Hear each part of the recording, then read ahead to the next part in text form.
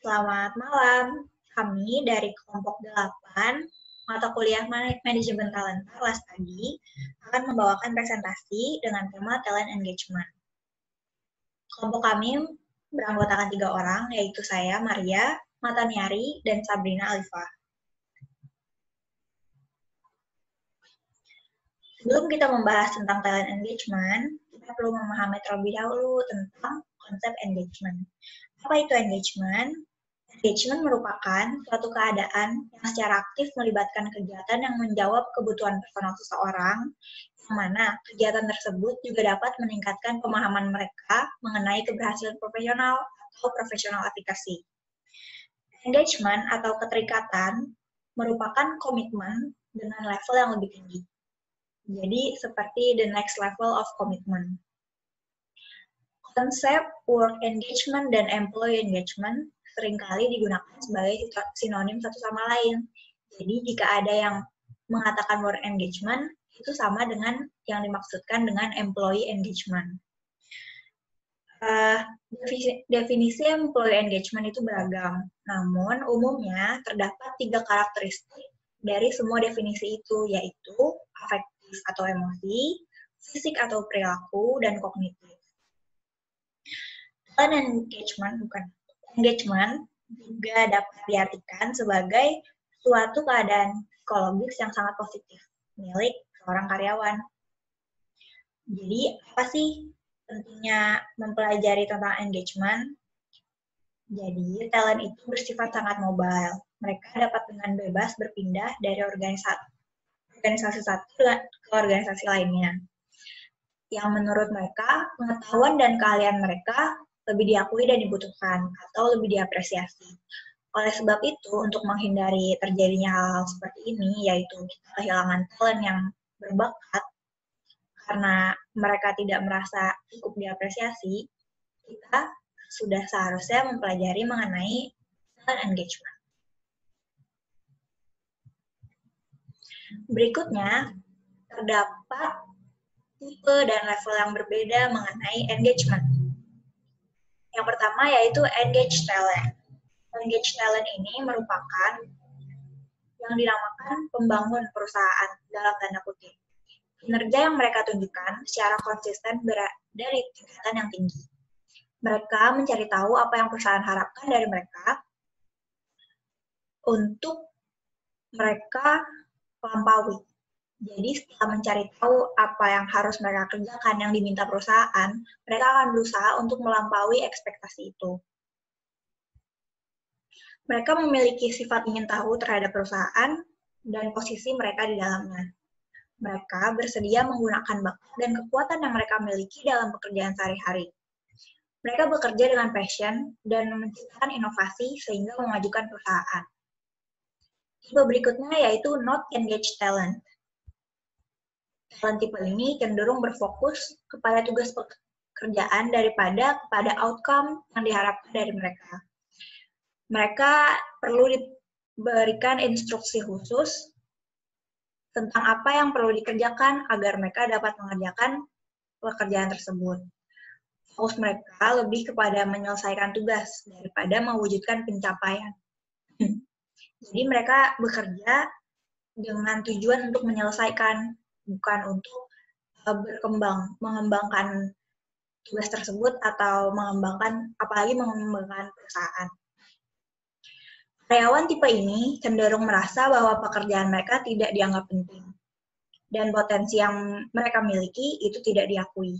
Perasaan seperti ini muncul karena mereka tidak memiliki hubungan yang produktif dengan manajer dan rekan kerjanya.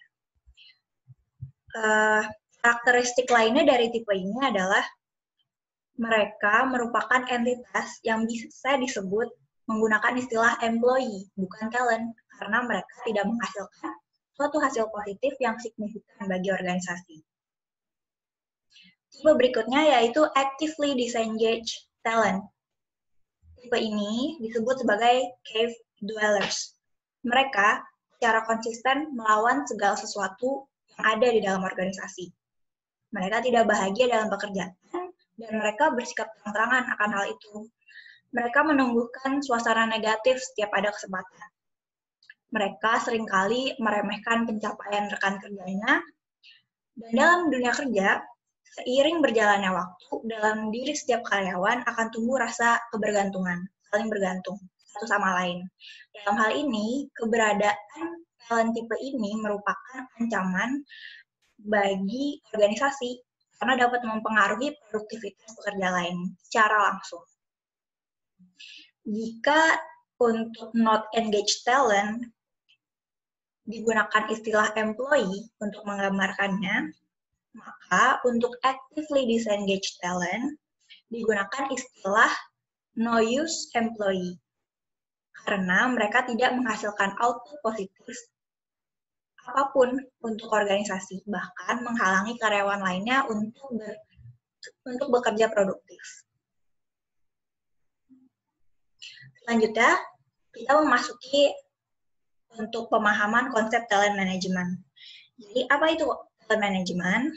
Talent engagement ini merupakan konsep yang menjelaskan suatu keadaan di mana talent memiliki keterikatan emosional terhadap organisasinya dan bersemangat dalam pekerjaannya.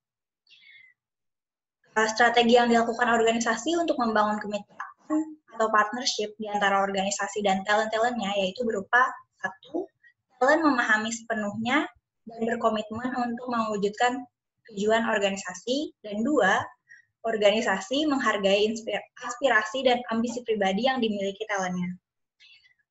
Istilah talent engagement merepresentasikan keselarasan antara kepuasan kerja maksimum dengan kontribusi kerja maksimum. Terdapat 3 aspek dalam pembahasan talent engagement, yaitu talent, employer, dan interaksi.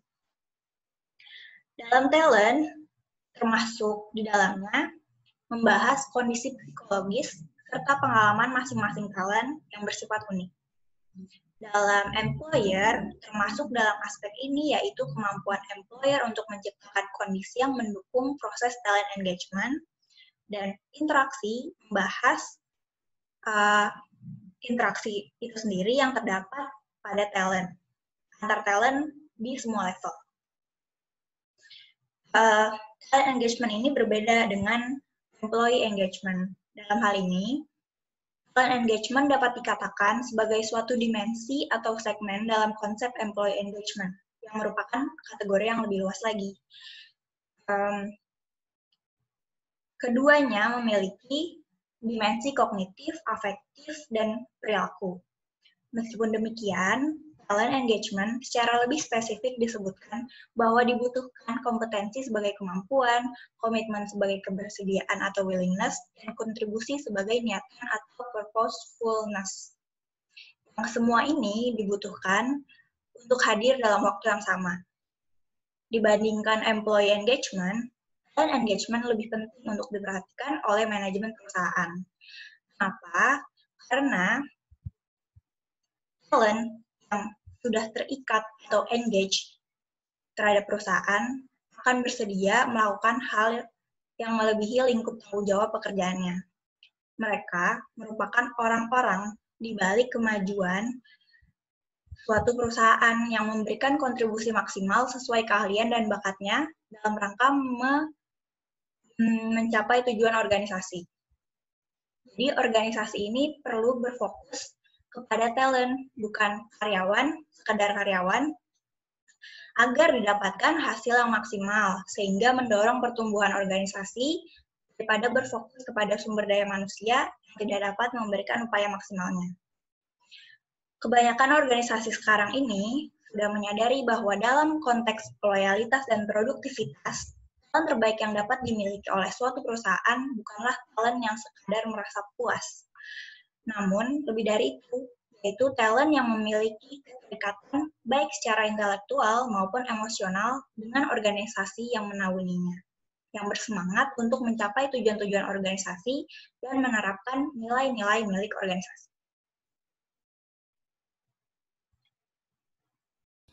Jadi ada beberapa dorongan untuk melakukan talent engagement menurut Gallup Study tahun 2005.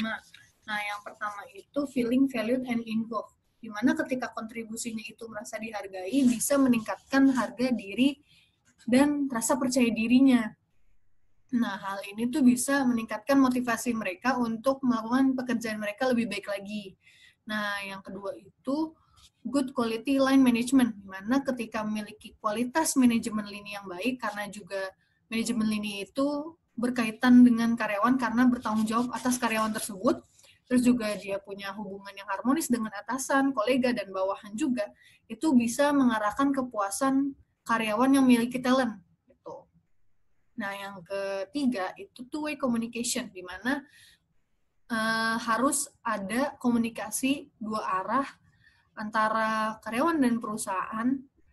Nah, komunikasinya itu tuh bisa ke atasan dan ke bawahan, atau juga bisa komunikasi dengan yang setara dengan dia atau kolega. Nah, itu tuh bisa dilakukan dengan menggunakan saluran komunikasi yang memfasilitasi itu gitu. Misalnya kalau kita itu contohnya ada menggunakan sosial media seperti WhatsApp atau Line atau Facebook atau Instagram dan lain-lain. Terus juga kalau sekarang kan karena ada PJJ ini atau work from home, itu banyak perusahaan yang menggunakan fasilitas Zoom atau Microsoft Meet gitu ya.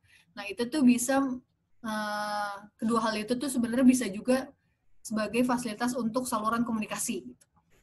Nah, yang keempat itu career development, di mana ketika organisasi itu punya tingkat engagement yang tinggi, mereka itu bisa menyediakan peluang bagi karyawan yang memiliki talent untuk mengembangkan kemampuan mereka, terus juga bisa mempelajari keterampilan baru dan bisa memperoleh pengetahuan baru, serta bisa menyadarkan bahwa mereka itu punya potensi.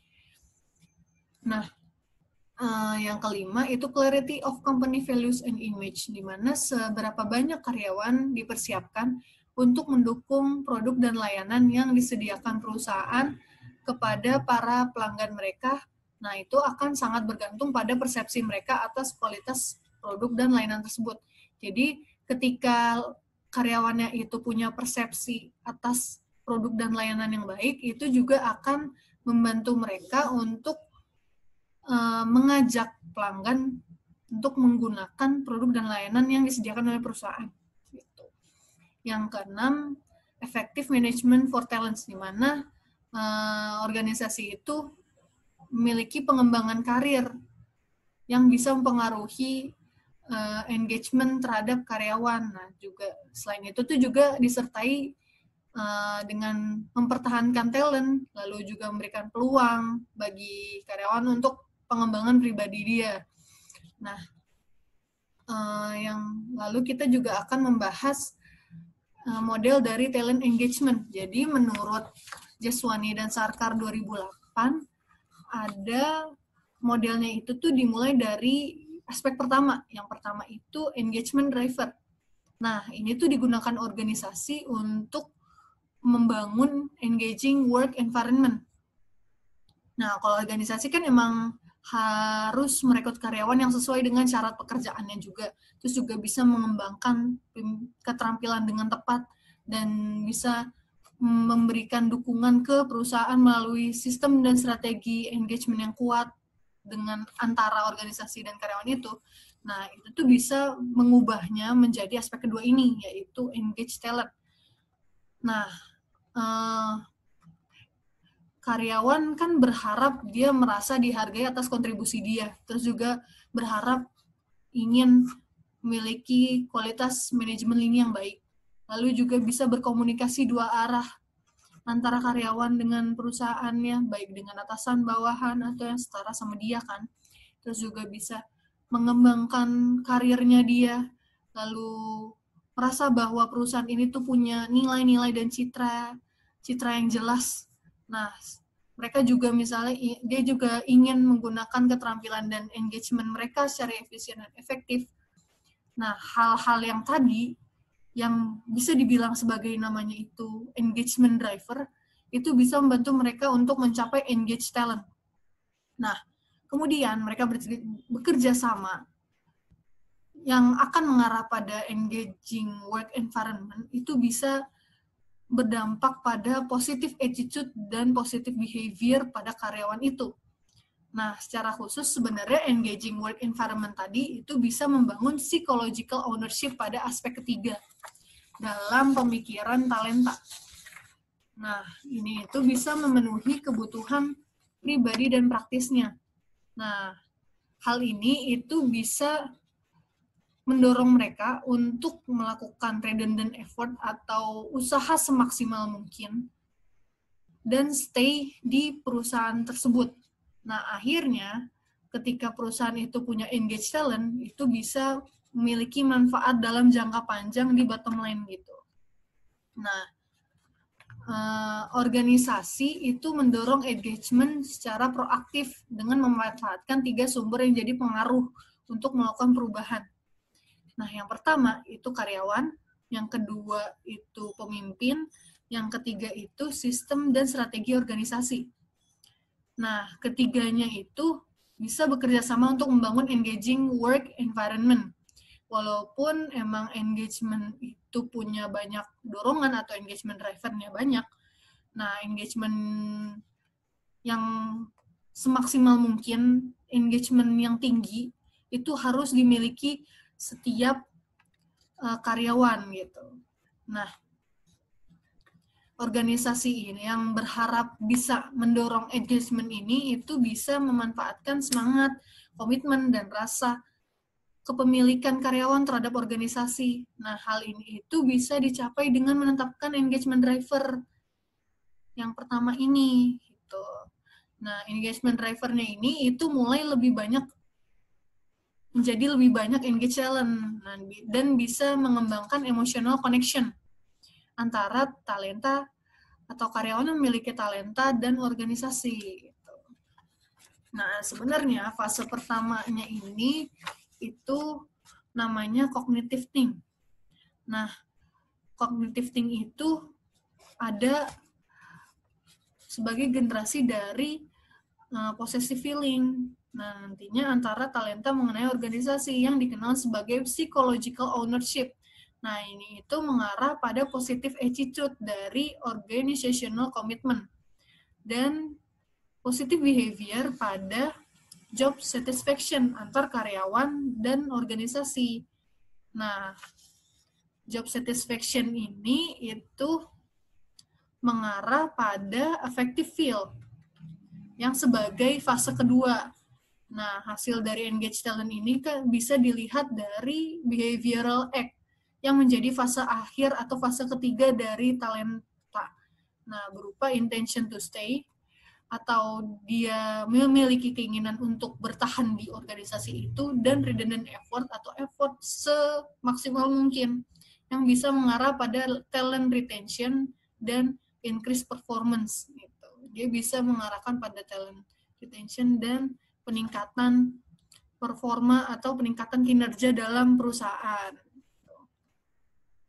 Nah, sebenarnya talent engagement itu pentingnya dari mana sih? Nah, talent engagement itu sebenarnya penting karena perusahaan itu bisa beresiko kehilangan talent sebenarnya. Nah, kalau perusahaan itu bisa kehilangan talent, nah itu akan beresiko juga dia kehilangan properti intelektual, strategi, dan informasi yang sensitif yang dimiliki orang itu. Nah, orang tersebut itu kan membawa aset pengetahuan dan informasi penting dari perusahaan ini ke perusahaan lain kan, baik perusahaan yang sejenis atau bisa aja perusahaan kompetitor mereka atau pesaingnya. Nah, ini tuh bisa menguntungkan pesaingnya. Nah, kemudian ada lagi pentingnya talent engagement. Nah, tadi itu diperkuat dengan pernyataan dari Hamori dan kawan-kawan tahun 2012 pada studi Harvard Business Review. Nah, dia itu menyatakan bahwa sebenarnya kebanyakan anak muda yang berkinerja tinggi dengan catatan kinerja akademik dan di perusahaan yang kuat, itu punya potensi mencari pekerjaan baru secara teratur dan aktif, bahkan ketika mereka udah bekerja. Jadi, walaupun mereka emang udah kerja, karyawan-karyawan muda yang emang punya talent ini tuh tetap nyari pekerjaan baru di perusahaan baru, karena mencari yang semakin cocok untuk mereka untuk memfasilitasi talent yang mereka miliki. Nah, dengan mereka juga kebanyakan mencari, ketika dia kerja, nah itu tuh bisa beresiko, makanya perusahaan bisa beresiko untuk kehilangan talent itu. Makanya dengan bisa beresiko kehilangan talent ini itu penting untuk melakukan talent engagement. Jadi mereka itu bisa punya intention to stay dan sekaligus juga bisa increase performance dia gitu. Nah, kemudian ada menurut SHRM 2017, talent engagement ada beberapa hal yang penting. Yang pertama, itu bisa meningkatkan produktivitas mereka. Nah, ketika karyawan itu merasa senang terlibat di tempat kerja atau bisa dibilang memiliki feeling valued and involved, nah itu tuh bisa meningkatkan produktivitas mereka. Mereka juga bisa bekerja semaksimal mungkin untuk melakukan pekerjaan mereka, atau bisa dibilang mereka melakukan redundant effort akhirnya. Nah, ketika merasa engage dengan organisasi, akan termotivasi, baik dari pribadi dia atau dari luar. Nah, dari hal itu tuh mereka mulai memotivasi rekan kerja atau tim mereka untuk bekerja lebih efisien. Jadi ini tuh bisa berdampak juga pada performance dari organisasi itu. Gitu. Nah, yang kedua itu mengurangi ketidakhadiran. Sebenarnya ini itu kan kalau orang absen karena emang cedera, terus juga dia sakit, dia juga punya masalah medis lain, bisa juga ada kejadian yang nggak terduga dan emang sangat penting, itu bisa menjadi hal yang wajar bagi perusahaan. Nah, tapi kalau emang ternyata ada karyawan yang mulai sering banget nggak hadir, itu bisa jadi peringatan bagi organisasi. Nah, hal yang bisa memungkinkan karyawan itu melakukan hal itu tuh karena emang mereka merasa job satisfaction-nya itu nggak puas, atau bisa dibilang tidak merasa satisfied. Mereka merasa tidak puas atas organisasi itu. Nah, mereka juga karena dengan nggak puas, mereka less motivation, jadi mereka juga nggak memiliki keinginan untuk kerja. Nah, ketika karyawan merasa engage akibat adanya talent engagement, itu tuh mereka merasa lebih termotivasi, lebih antusias, dan lebih bahagia untuk hal itu tuh mereka jadi memiliki keinginan kuat untuk datang ke kantor setiap hari gitu. Nah, yang ketiga itu menumbuhkan kreativitas dan inovasi, di mana ketika talent yang dimiliki karyawan itu semakin di-engage, nah itu tuh bisa memberikan kreativitas yang lebih dan bisa membawa ide-ide inovatif mereka ke perusahaan dengan lebih efektif juga. Nah, hal ini tuh bisa meningkatkan perspektif yang lebih luas dan lebih cerdas terhadap setiap tantangan, tujuan, dan dorongan pertumbuhan organisasi yang dimiliki gitu. Penerapan talent engagement menurut SHRM pada tahun 2017 memerlukan pendekatan yang top-down, sehingga seorang pemimpin organisasi atau perusahaan perlu melakukan beberapa langkah berikut untuk mengimplementasikannya di organisasi atau perusahaannya. Menentukan peran, langkah yang pertama adalah menentukan peran, tanggung jawab, dan wewenang yang jelas. Hal ini akan membantu memastikan bahwa tidak ada bentrok antara anggota organisasi atau perusahaan. Step yang kedua adalah menyediakan alat dan sumber daya yang memadai bagi karyawan agar mereka dapat mengerjakan tugasnya dengan efektif, efisien, dan aman. Langkah ketiga yang perlu dilakukan adalah mempromosikan komunikasi yang terbuka dan jujur. Seorang karyawan perlu mendapatkan umpan balik yang rutin dan terbuka dari manajernya. Mereka juga perlu diberikan peluang untuk pelatihan dan pengembangan untuk meningkatkan kinerjanya. Step yang keempat yang perlu dilakukan oleh seorang pemimpin adalah mengenali dan memberikan penghargaan bagi karyawan dengan kinerja terbaik. Hal ini akan menginspirasi dan memotivasi karyawan untuk memberikan kinerja terbaiknya bagi organisasi. Step yang kelima adalah memberikan kesempatan kepada bakat untuk tumbuh dan berkembang. Hal ini dapat dilakukan dengan menjelaskan bahwa organisasi sudah memiliki rencana pengembangan bakatnya yang kemudian juga akan berdampak pada meningkatnya motivasi karyawan untuk memberikan kinerja terbaiknya bagi perusahaan. Salah satu contoh perusahaan yang menerapkan talent engagement adalah HCL. HCL adalah perusahaan teknologi dan IT global yang berdiri pada tahun 1976 dan berlokasi di India. Filosofi utamanya adalah employee first, customer second. Penerapan filosofi ini pertama kali diusulkan oleh Vineet Nayar yang pada tahun 2005 merupakan CEO HCL baru. Penerapan filosofi ini mencakup beberapa praktek manajemen yang terbilang tidak konvensional dan bahkan radikal. Salah satunya adalah di mana manajemen bertanggung jawab kepada karyawan dan sebaliknya. Talent engagement di HCL diterapkan dengan memberikan dorongan keterlibatan. Salah satunya adalah Employee First Councils, yaitu platform untuk mendorong karyawan HCL untuk mengejar passion-nya, dari seni musik bahkan sampai ke filantropi dan tanggung jawab sosial. Adanya Employee First Councils membantu perusahaan untuk mengembangkan minat dan bakat karyawannya, seperti cloud computing yang kemudian berdampak pada inovasi perusahaan. Dorongan keterlibatan lainnya diciptakan melalui Fundu Friday, yaitu di mana setiap hari Jumat, HCL mengadakan berbagai kegiatan, acara, kontes, dan kompetisi yang menyenangkan. Dorongan keterlibatan yang lainnya adalah Make a Difference Jamboree atau MadeJam. MadeJam mengakui dan menunjukkan kontribusi positif dan cukup besar karyawan bagi organisasi. Selain itu, HCL juga bekerja sama dengan Global Next University dan Harvard Business School Publishing untuk menyediakan pendidikan tinggi dan peluang pembelajaran lanjutan bagi karyawannya.